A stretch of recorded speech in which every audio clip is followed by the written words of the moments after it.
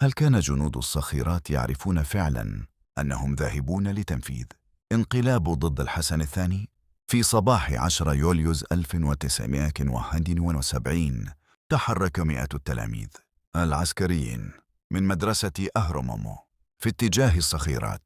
لكن هنا توجد واحدة من أكثر النقاط إثارة في هذه القصة.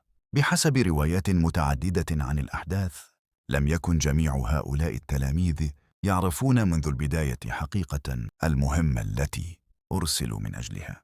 كانوا جنودا شبابا تحت قيادة ضباطهم، وعلى رأسهم الكولونيل محمد أعبابو. وعندما وصلوا إلى قصر الصخيرات، وجدوا أنفسهم في قلب عملية ستتحول إلى واحدة من أخطر محاولات الانقلاب في تاريخ المغرب. بدأ إطلاق النار، وسقط قتلى وجرحى بين المدعوين. وفي تلك اللحظات بدأ بعض الجنود يدركون أن ما يجري لم يكن مجرد تدريب أو مهمة عسكرية عادية، بل محاولة لقلب نظام الحكم. وهنا يطرح السؤال الأصعب: إلى أي حد كان هؤلاء التلاميذ مسؤولين عما حدث؟ ومن كان يعرف منذ البداية بالخطة الحقيقية؟ وماذا قيل لهم قبل أن يغادروا أهرمومو؟ قصة جنود الصخيرات تكشف جانبا مختلفا تماما من انقلاب 1971.